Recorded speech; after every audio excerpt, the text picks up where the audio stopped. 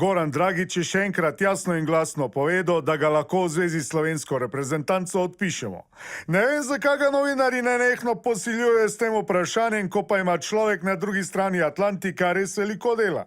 Ne samo, da se je svojim Miamijem uvrstil v končnico, svoje zahtevajo tudi gospodinjska opravila, saj doma nima ne čistilke, ne vrtnarja. Veliko, mislim, mi imamo največjo bajto ulici, pa je to kar velika ulica. Mislim, je nekaj dražjih hiš, sam so manjše, pa naša največja pačin je veliko dela s tem, že sam puncanje tal, brisanje prahu. A veste, koliko zaves je te oprat, če imaš res ful visokih oken. In zdaj se začenja sezona dela na vrtu, tako da pomlad zna biti letos kar naporna.